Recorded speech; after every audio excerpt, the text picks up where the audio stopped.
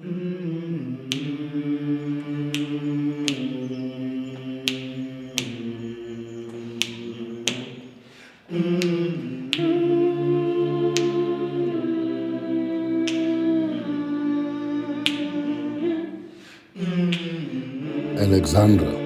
were it possible to say, Mother, I have seen more beautiful mothers, a most loving mother, and tell her there I will go.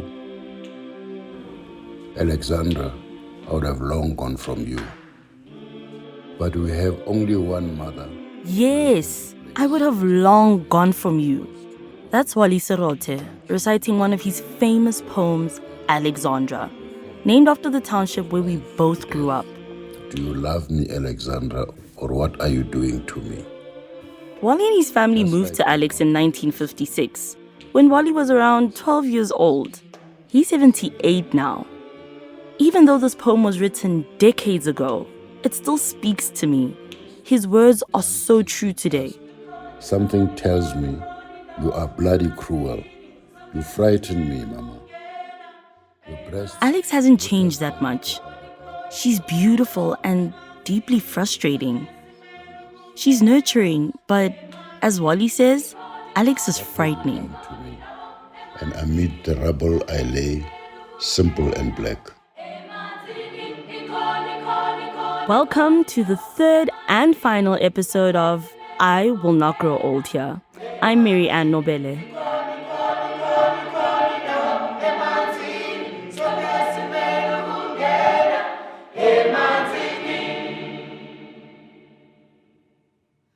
There's this thing I like to say. I'm a girl from Alex. I'm not an Alex girl. I like to make this clear to people who aren't from here. An Alex girl, she jumps at any guy who has money. She falls pregnant at a young age. She doesn't finish school or set goals for herself. She ends up living on social grants.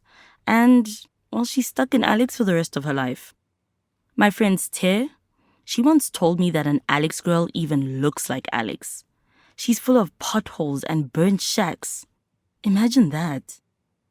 So yeah, I'm not an Alex girl, but a girl from Alex, most deaf. There was a time that wasn't the case.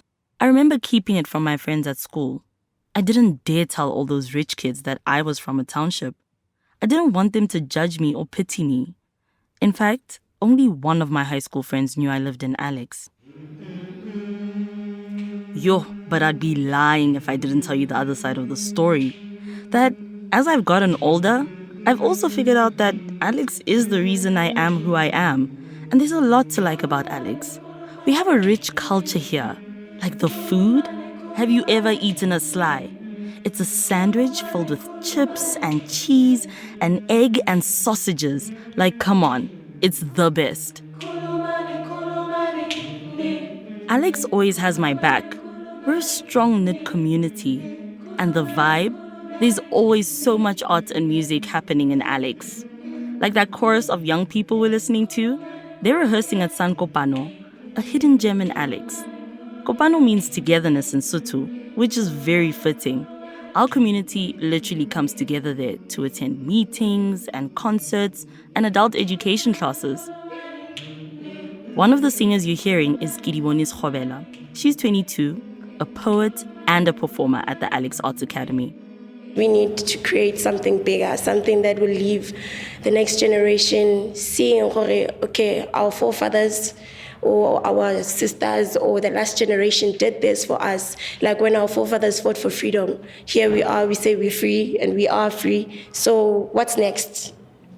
We can't be always singing the same songs. We need new songs. We need new melodies to believe. So I want to put you on the spot, right? And ask you to just bust a few rhymes about Alex. So it can be from one of your songs, it can be from the heart, but just spit a few bars for us. You want me fun? Which song can I put on? Okay, Boras Mandan, Utike Upeti Quantam, Jo Abantona Bangaga, yo, speaking the Winnie Samosh, ya, Niswag, Uyas Samosh, ya, Mampega Namchela, Utsanda, ya, Upuzan, ya, Upema, I sang with your mommy like cheese boy, she in love with the swag, got the juice, got the dash, I'm Pokomor, no, Nignor, let's go, yeah. That was a freestyle, by the way. We from the dirty north. We from the dirty north. We from the dirty north. This is Richard Kalatu Shikati, but no one calls him that. He's Richie Rich, a rapper from Alex, which he calls the coolest place in the world.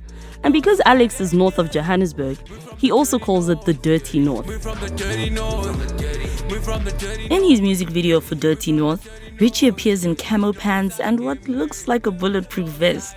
He drives around in a red sports car, busting ciphers about making it in Alex, while the camera cuts between Sandton and the township. You know what I mean? So, yeah, that's like the chorus means a lot. And where the the mummies wanna know where the cash at, gotta get that. Take you back to the real raps. I'm gifted, I know that you miss it. I'm talking about the line before, nigga hardcore, straight from the hood, and I know you're good. You know what I mean? Type of the stuff like that. You know what I mean? So straight from you know what I mean? So straight from the hood, that line also straight from the hood, and I know we all good. Like it's just represents that. Yes, you're from Alex, but you can do better, right? You can actually do best for yourself. You know what I mean? We're all good, like we're cool. Trust me, you can actually do this. So, Dirty North has nearly 3,000 views on YouTube. A few hip-hop magazines have covered it and run profiles on Richie. That's probably not enough to call him an influencer, but he is a successful hustler. Richie performs at night and weekends, then during the week, he's a fashion stylist for Woolworths. They're a major clothing retailer in South Africa. Yet, despite all the talk about Alex being the coolest place to live, Richie left. The Alex Starboy is now a Cape Town Starboy. I have to say, I was happy for you when I found out that, you moved to Cape Town, but also a bit disappointed because it's just like so many people believing in you, and also the idea of staying in Alex to make it. And it's like, now you look like you moved on to bigger and better things outside of Alex.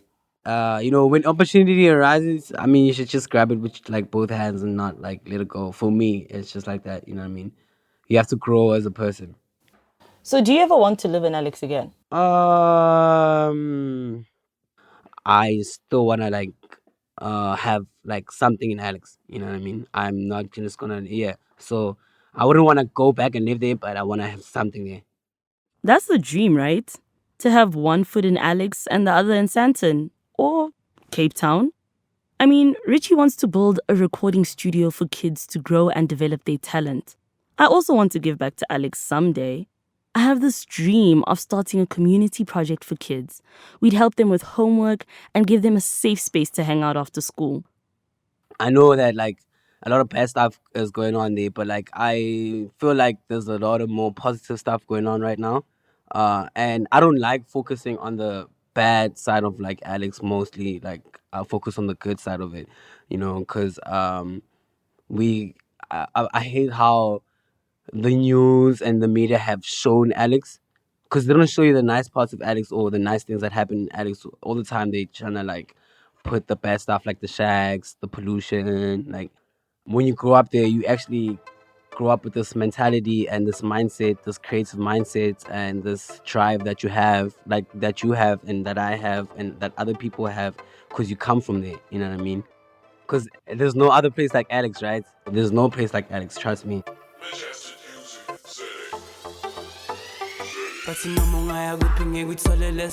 I'm a self-made cheese boy, look at my swag. Richie Rich is not wrong. There is no place like Alex. But we get to say that because Richie and I got lucky. We both went to Model C schools. We were both raised by strong single mothers. And at the end of the month, our families took us out to places like Sandton, where we got a taste of the good life outside the township. Compared to many Alexandrians, we're privileged. And as a result, our lives are progressing faster than many other people our age in Alex. We aren't part of the 70% of unemployed young people. But that could change at any time. And if we're anxious, what about people our age who are already unemployed? Hi, my name is Sharon Mudisaitzile. Hi, my name is Mary Ann. I heard that you guys help people with employment, so I want a job. You want a job? Mm-hmm. How old are you? I'm 23 years old. Nice to meet you. Oh, okay. I'm not actually applying for a job, but I've come to a place in Alex that's trying to help the 70%. I'm going through the process step by step so I can actually understand how they do that. Here is our reception area. You have to come and register within our portal. It's where our potential clients. This is Yes Hub in Alexandra. Yes stands for Youth Employment Service. It's a private agency that connects unemployed young people from townships and rural areas to paid job opportunities. They also train them in skills companies are looking for. Sharon Maditele has a disability and was unemployed until she came to Yes Hub. Now she's their receptionist. I'm a bit of a motivation to everyone that comes in here to register, that there is hope, even if you are on a wheelchair, whatever the circumstances or whatever the condition may be. Youth are also trained here on everything, from putting together a resume to managing their time and what to wear at an interview. It's basically a one-stop shop for upskilling local youth. Hi, my name is Mbali Ketla. I am the CLO of the Yes Hub in Alex. A CLO is a community liaison officer. Mbali is showing us the area where youth get hands-on training. Cool. Let's go to culinary space.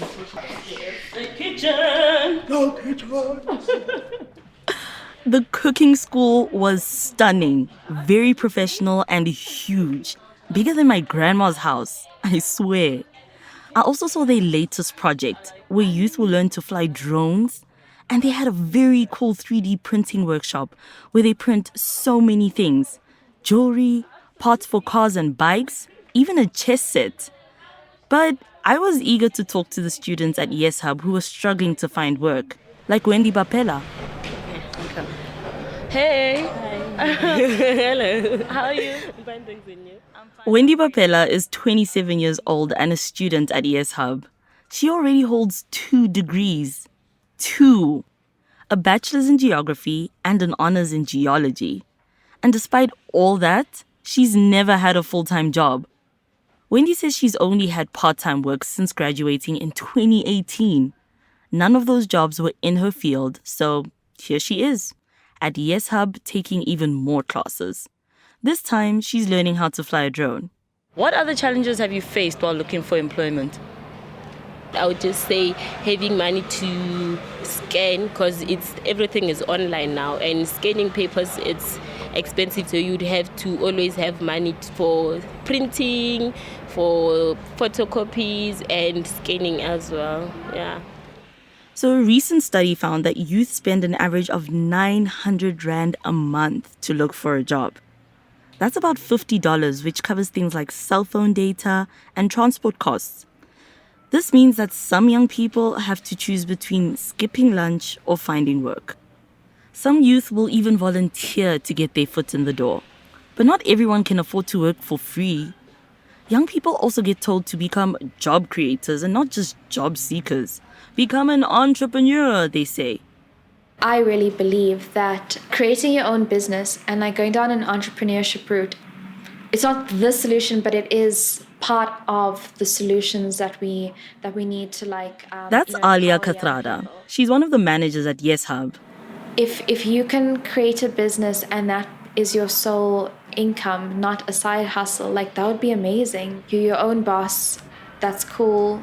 You can then also create more jobs. Frankly, I'm not sure it's that simple. A few years ago, my aunt started a beauty salon. She's still trying to get it off the ground. My gran, she once cooked food as a side hustle, but it could never be a full-time job for her. On Instagram, I promote businesses that support me. For example, a friend of mine does my hair, I take pictures, post them, and tag her beauty salon. I have around 9,000 followers. That's a lot, but I just have no idea how to make money from it. And where are you supposed to get money to start a business anyway? If you're unemployed and no money is coming in, no bank is going to finance you. My friend Ter says you just can't win. I don't have money to start a business. I have a whole lot of ideas. I just don't have money to do it. Need money to make money, nah? Yeah. So if I don't go to school, then I need to start my business. But with my business, I need to get capital. And with capital, I need to get employed somewhere. And I can't get employed somewhere if I don't have education. So I need to get education.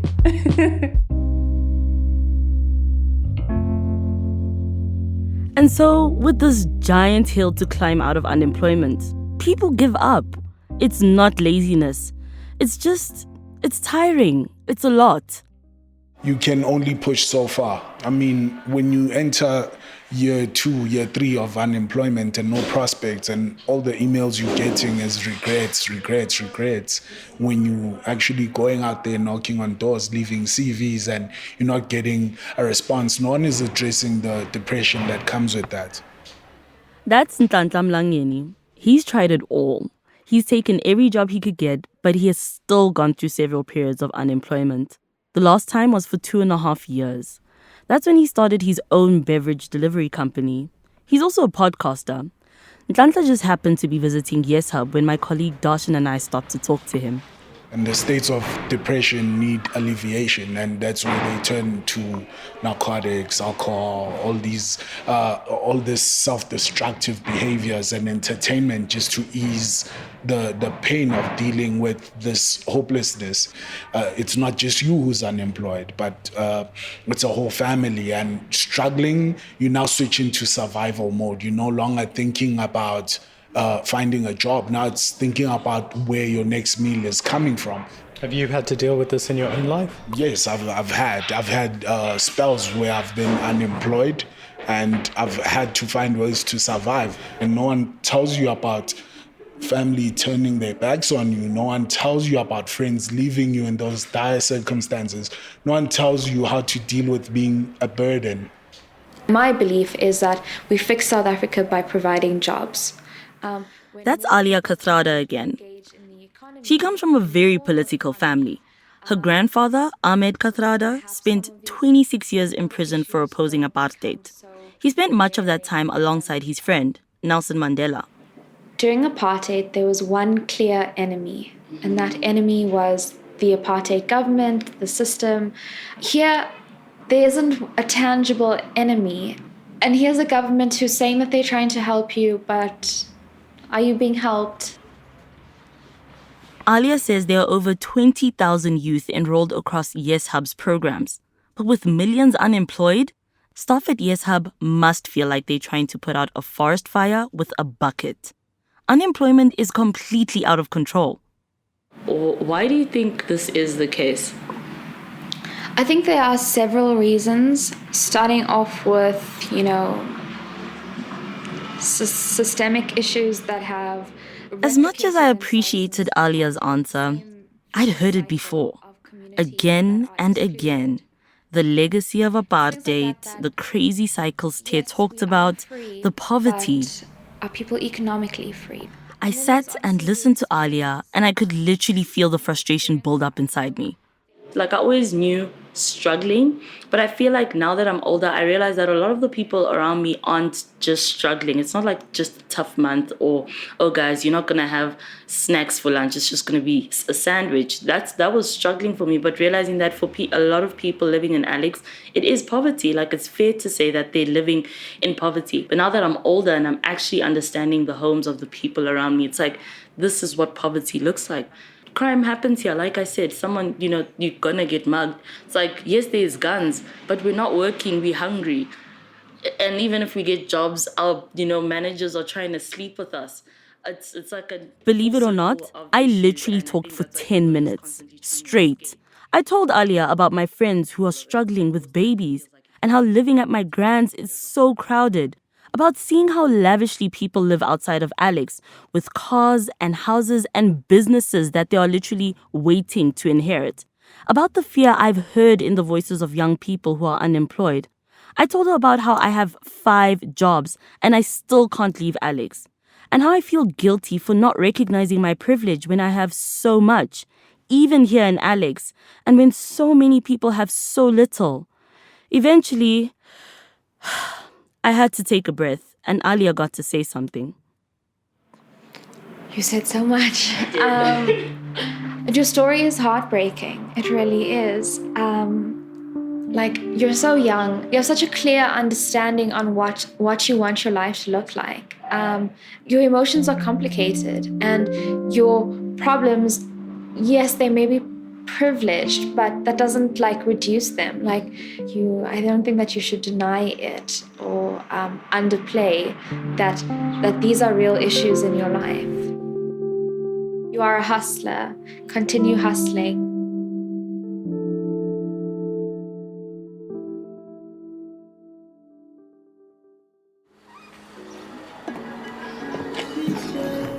Hi. Fine, how are you?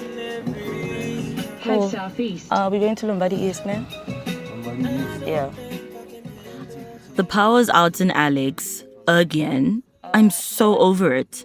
So I'm taking an Uber to my mom's new place in the burbs to charge my phone and get ready for lunch with my friend. My mom's been living there for a while, but this is actually my first time going there. Don't worry, it's not that deep. My year's just been really busy, and my mom, she visits us all the time at my grand's house. I've been feeling really frustrated with staying here. I think mostly with this whole power cut thing, because who the hell doesn't have electricity for 3 days? Like, what is that? And my mom has electricity, so I think that's what's worrying me. The fact that if I was staying with my mom, I wouldn't be having this problem. I wouldn't have to travel to her now just to take a shower. I'm not going to bath with cold water. I did that for the past 2 days, and I was miserable. I don't know how people do that whole ice bath thing. So on top of the ongoing power outages, I'm miserable about work too. I've been realizing lately that my jobs will likely disappear in the next few months. My radio voiceover work, Gun-Free South Africa, even reporting this podcast. Guys, this is episode 3 of 3. I'm about to lose all of it.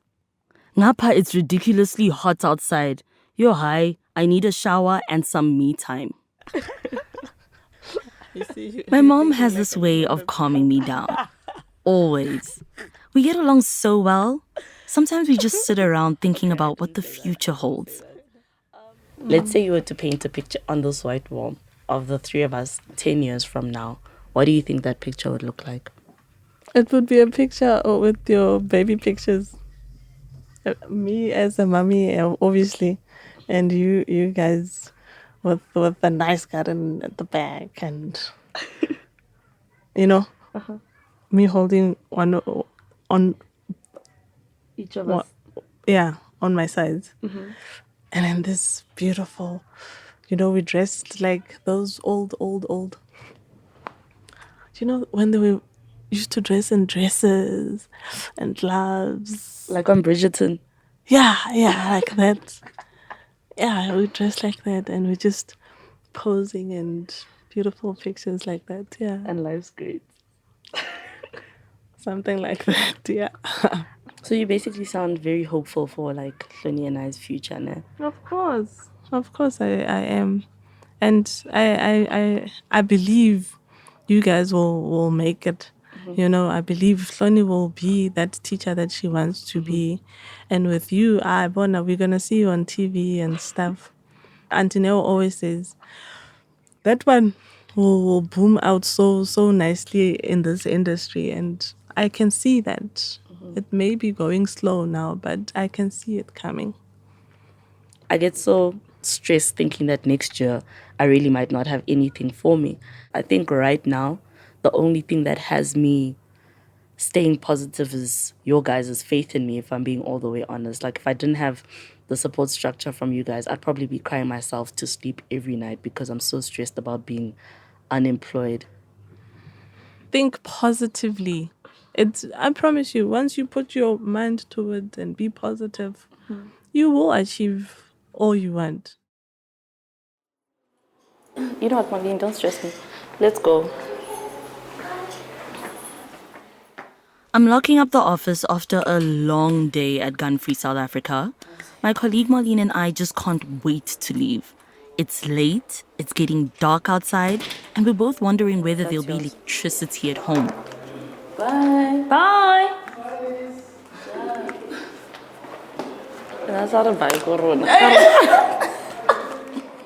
Since it's getting late, I decided to splurge on an Uber. If I take a shared taxi, it won't drop me off at my doorstep. And I want to avoid walking home alone in the dark. It's just not safe. So, I know I've already mentioned hearing gunshots at night and how I pray each time that it's not someone I know. But a few days ago, it was. Joshua Mbata was my former colleague at Alex FM. Joshua was shot dead on his way home from work. Robbers shot him in the chest, and all they took were his shoes and his phone. It was his daughter's birthday. That same night in Alex, 7 more people were shot.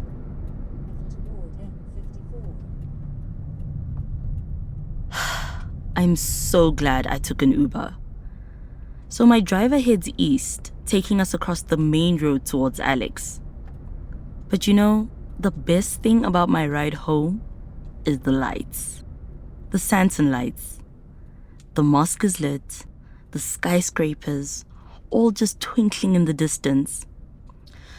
Sandton is like our little New York. It all looks so amazing. I can't help but stare from the backseat of this car. Those lights give hope to Alex kids that there's something bigger and better out there for them. I've had a taste of those lights, and that's why I know I want more. But right now, Alex is where I'm headed. Okay. Someone on? I'm stopping along the way home to pick up my little cousin from daycare. Playtime is finished, Nana. We have to go home. Say bye. See you tomorrow, Sadie. Why are we fighting? Come. Here's what's true to me. I've saved some money to buy a little more freedom. I plan to buy a car. I want something nice. Something that makes me feel like all my years of hard work haven't been for nothing. I've also traveled this year. I've been to Greece and Egypt for work and a little vacation. But when I return, I land back in Alex. It's like one foot somehow manages to make it out of Alex, while the other is stuck in some kind of quicksand that I can't escape from. I can't even open the gate. Come open. I know this to be true as well. Not everyone's going to make it out of Alex. But I believe I have what it takes to get out of Alex. And so I've made a promise. A promise to myself that I will not grow old here. Open the door. Open the door. You're not tall enough yet. Okay, push. Good boy.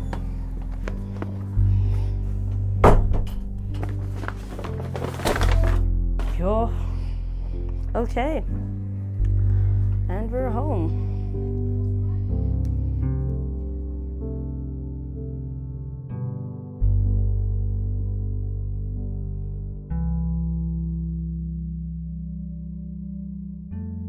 This series is produced by Radio Workshop and the Children's Radio Foundation.